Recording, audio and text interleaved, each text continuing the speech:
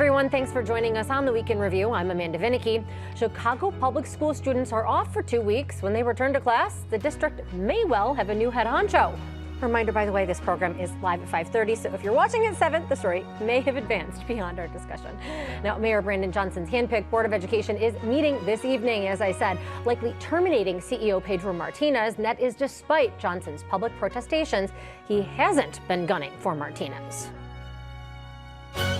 Is it still your wish to replace CPS CEO Pedro Martinez? So what wish are you speaking of, though? What wish are you speaking of? Have I ever wished that before? Our outlets have reported on steps your administration has taken to replace CPS CEO Pedro Martinez. Such as? Which steps? Asking him to resign. So you heard me ask him to resign? We've reported on it based on sources.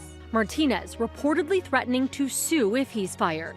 The Board of Education appears poised to settle his future just weeks before elected school board members take their seats. Some incoming members are urging the board to wait. They elected us. They wanted independent voices.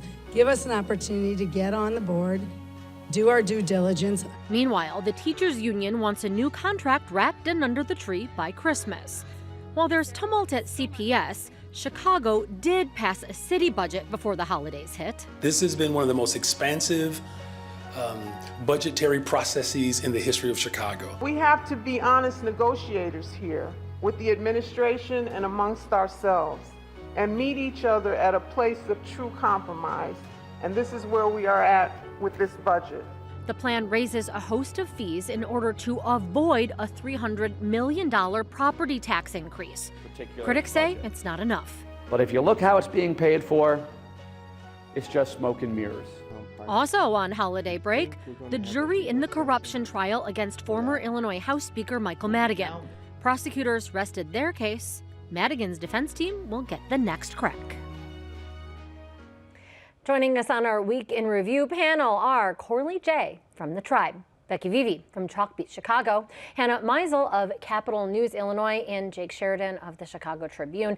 Now, Becky, I'm going to start with you because you are our resident education expert, and as we are talking at about 5:30 in the evening Friday, we've got a weird, going into the holiday evening meeting of the Chicago Board of Education, and foremost on that agenda is the termination of Pedro Martinez. What is the latest? So the latest actually is that Pedro Martinez's legal team has filed in court a request for a temporary restraining order and an injunction against the school board.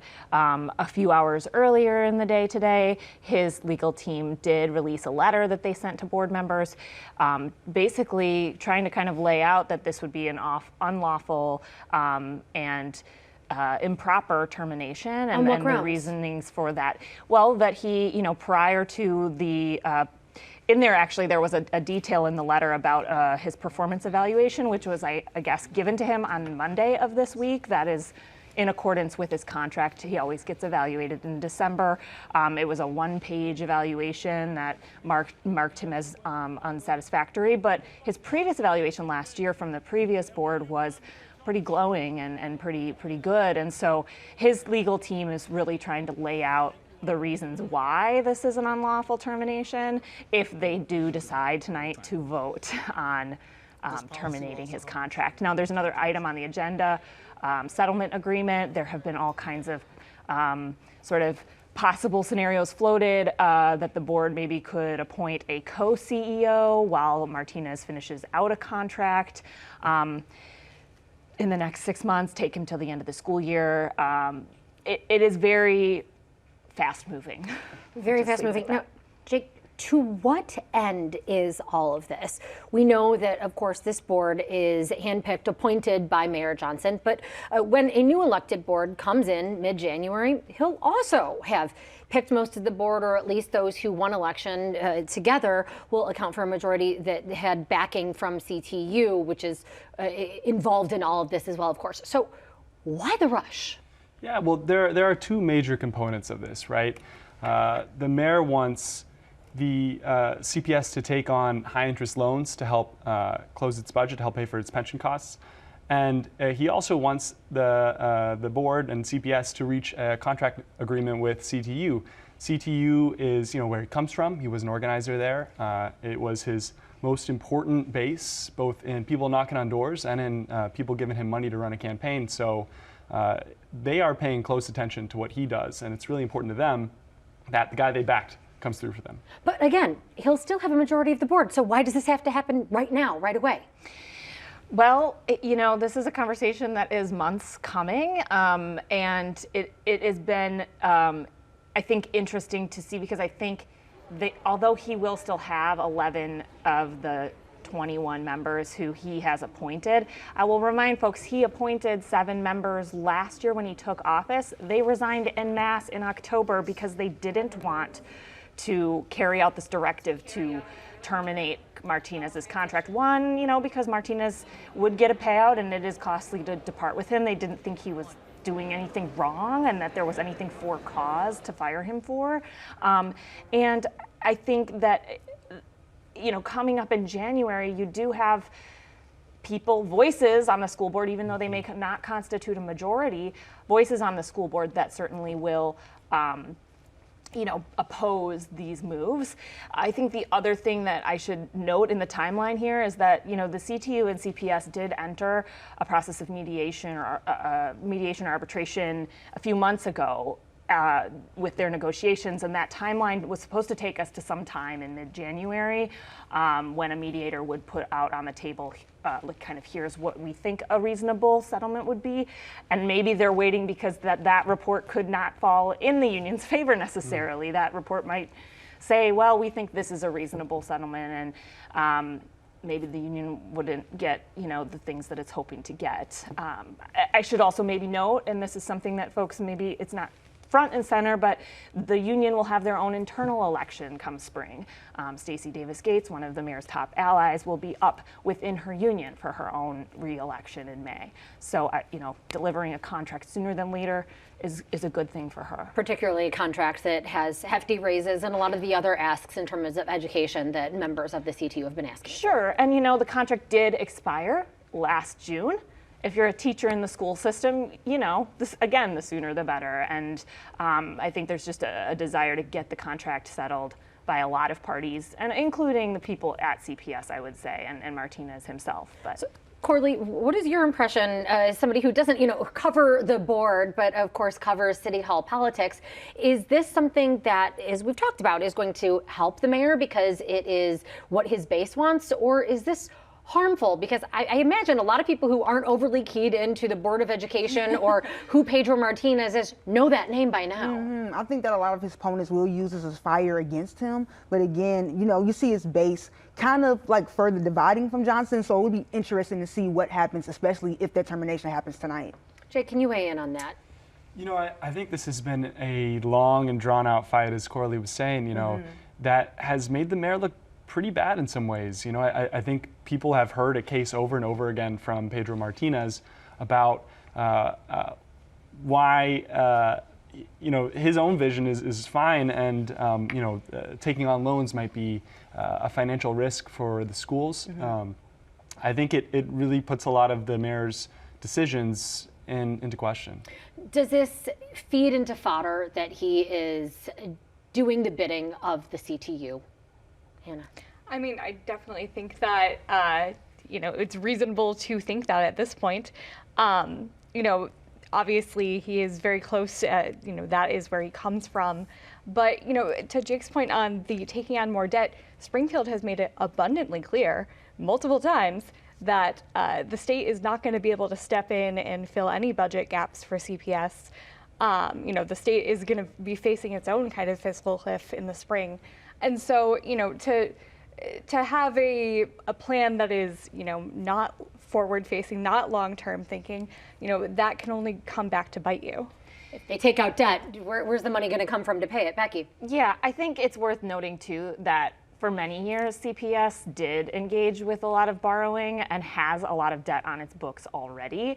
And I think there's, a valid argument to be made that the district they are facing a cliff that a lot of governments are facing as federal COVID relief dollars are running out.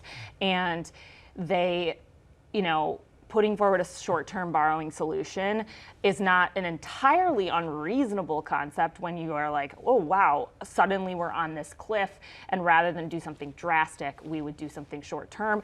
And like I said, the district used to do a lot of that short-term borrowing before in 2017 when the state approved a new funding formula to put all schools on sort of a ramp toward getting more funding. We're still on that ramp, and I think the mayor is arguing, well, listen, like, we should get more under that evidence-based formula, and we wish we could get it now, but we're not going to get it now, so why don't we take out short-term loan to get us to that point? And the whole objective to continue education, make sure that neighborhood schools. That up, and I think there's, you know, from the philosophy of the mayor, and even certainly the CTU has argued, like, Chicago public schools have suffered from underfunding for many years. That said, I think Pedro Martinez and his administration, they were, you know, they have been very fiscally thoughtful, and I think they're trying to think also long term, because if you want great schools and you want those great schools to thrive, taking on short-term debt on top of all of this past debt is also not smart. Even if you did it in the past, doesn't mean you should keep doing it. Well, the other thing that, you know, I hear, you know, in conversations with people in Springfield is, of course, they recognize the, you know, long-term underfunding of CPS, but they also see CPS's numbers continue to go down in terms of enrollment. And, you know, they wonder, you know, should there be more restructure? Should we think more about, you know, actual restructuring? And yes, that does, of course, you know, bring into play school closures, and you know, we have, you know, moratoriums on that. But moratoriums and a lot of pain in certain communities pushing back on that notion. I mean, we all but others are saying 2013, tough. very, very painful. But yes, other people are saying, you know, we really should look at, and maybe it doesn't have to be as painful, and maybe that's being a little Pollyanna-ish, but, you know, that's what I'm hearing. I think also this is another, not to get too big picture, but I do think it speaks to something that this mayor still seems to be on a learning curve with, which is just how do you, it can't be all or nothing. It can't be so black and white. There has to be some sort of compromise. And to Hannah's point, yes, enrollment has been down, and yes, like the district has benefited from this federal COVID relief money, but it kind of did like paper over a structural issue, and maybe there is a middle ground, and I think trying to find a path for the district to right its fiscal ship without being risky is something that he should really be leading that conversation, and I don't see that happening. So before we close the books on this, final question of is the legal action and what is going on, do we anticipate anybody here that is enough to give the board pause, or as this is evolving, we don't know what's going on, Martinez is gone regardless? I will say this, I don't think tonight's meeting ends the ongoing drama. I think there will be more to come, and maybe we'll be at the beginning of the end of this, but I think there will be new chapters of this drama. No way, no how is at the end of this drama. But we do have an end to other drama that had been playing out at City Hall, and that, of course, is this ongoing discussion of what was going to make up the 2025 city budget. And after 4 times, that was evidently the charm of, you know, different variations of proposals. Corley, they got a budget passed. Yes. Is this a win for Mayor Johnson, and how? I think that it depends on who you are. If you see it as a win, it was a lot of tension, months-long debate, you know, and it opened up a lot, maybe to some things that maybe a lot of people speculated with that divide between the Progressive Caucus and him. You know, we saw older people like Maria Haddon come out and kind of scrutinize the mayor and say, you know, he was anything but democratic in this process. But she voted yes. But then you have other alders like Andre Vasquez who voted no and also had that same kind of criticism of the mayor. So it passed very narrowly, 27 to 23. But I'm definitely glad that they got it out before Christmas, you know? That's a relief to so many employees and others who depend on government services because this is unprecedented. But as you noted, just really alienating factions, including members of the Progressive Caucus that he is generally aligned with. Now, Johnson says that this final product is a result of his making changes based on alderpersons' feedback. Critics, though, say this exercise ruined their trust in him. If you intend to move this city forward, we better get on the right track with this trust thing. Because if everybody start distrusting you, we got a problem. So, does he recognize that he needs to mend relationships? Can he, Jake? You know, I'm not sure he recognizes that he needs to mend these relationships.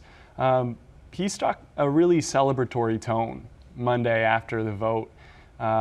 He definitely views this as a win, and he continues to call himself the collaborator-in-chief. He continues to say, I had the most open process of any budget process ever in Chicago.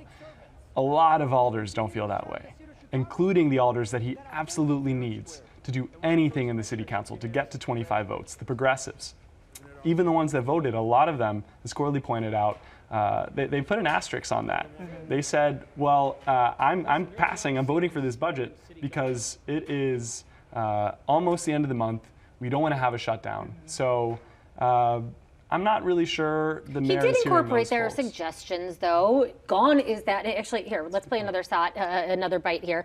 This is to Johnson's budget director, was actually in Chicago tonight earlier this week, and she said that the reason the mayor had predicated his spending plan on that wiped out in the final version $300 million property tax hike was because that is a stable, future-looking revenue source. So that in out years we can depend upon revenues that are going to come in. And property taxes are the most stable for municipalities to put in place. So, Jake, to that end, the property tax that he had originally put out there is not part of this in any capacity. How is that not a compromise? That's a good point. There was definitely compromise that occurred here. I think a lot of aldermen feel that information on specific departments and spends wasn't shared with them quickly enough for them to make informed recommendations on what should happen. And, you know, there was a whole half of the council that was calling for cuts that didn't really materialize in the way that they hoped for. The mayor is opposed to them for you know, fine reasons, you know, because he deeply believes that government shouldn't be shrunk. He doesn't believe in austerity. And that was important for him to, you know, continue to have the support of the labor community. And to continue to keep Chicagoans who, you know, they might not like paying for everything, but they might also not want to see their services cut, to keep those folks happy. So, you know, there was some compromise, but I think also the process, the way things played out, the kind of suddenness of some of the changes and the lack of communication about them. Obscurity, even, it seemed, in terms of, as we heard earlier, that clip I find so striking, that exchange with a reporter where he was really seemingly denying publicly that he wanted Martinez out, despite reporting from the Tribune this week that leaked a memo making it very clear he, in fact, for months has been trying to push out the CEO.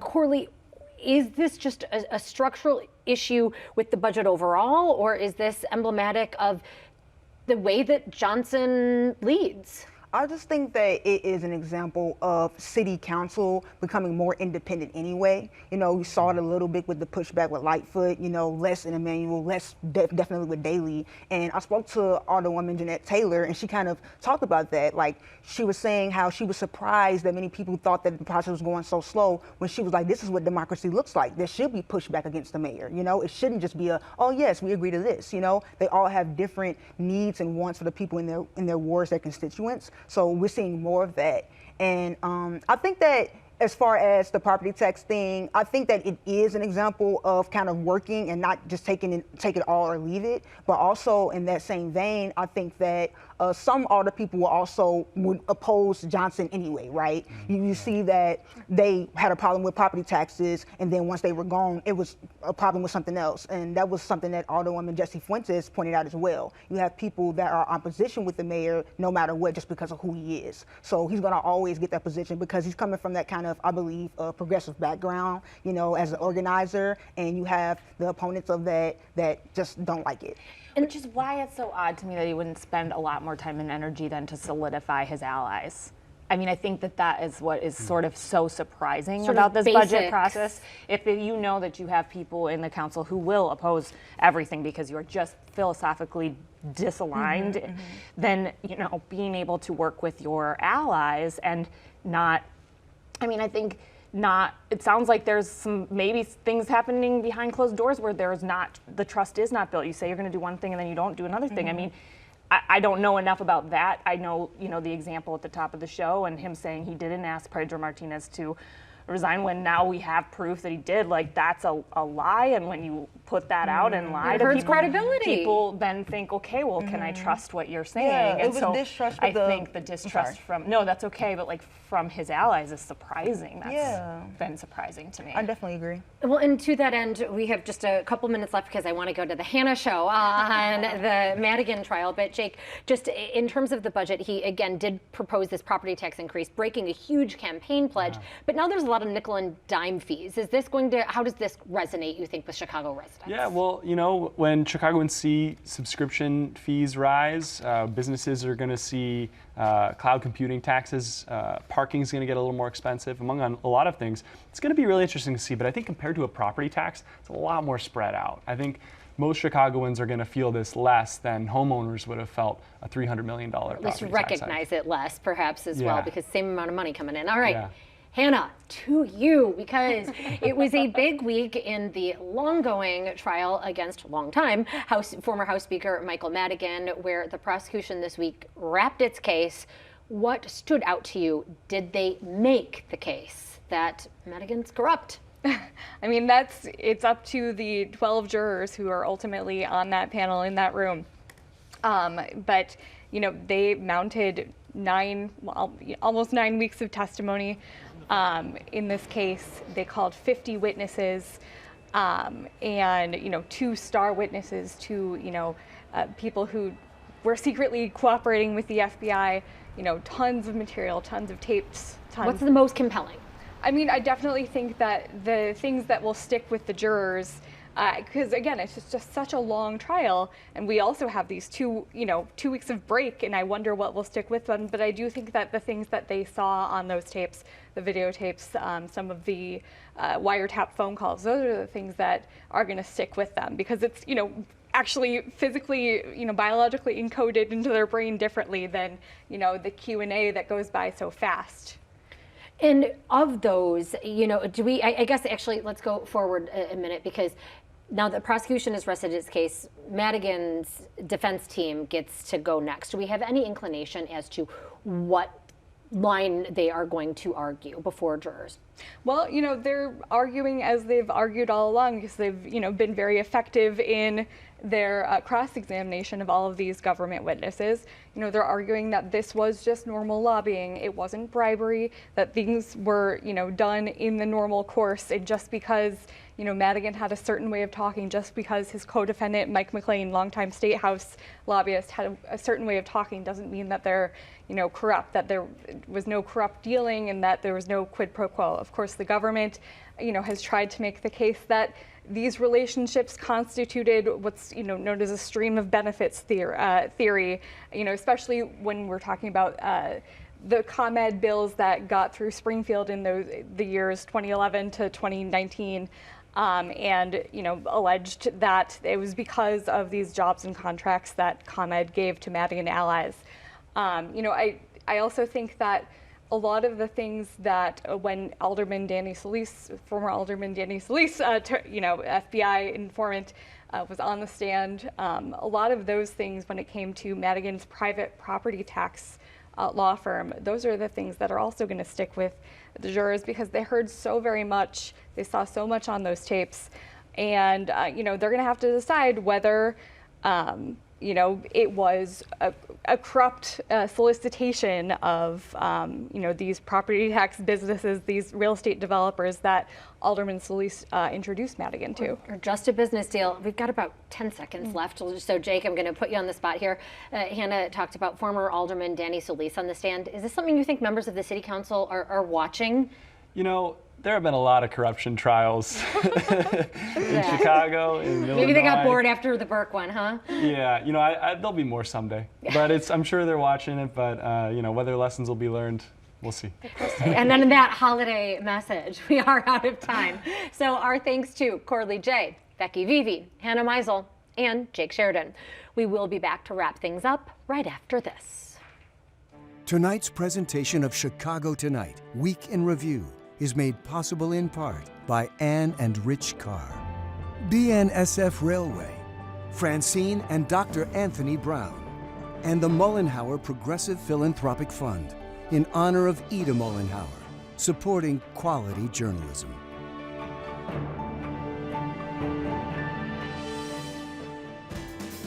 Chicago Tonight is made possible in part by the Alexandra and John Nichols family. The Polk Brothers Foundation. Additional support is provided by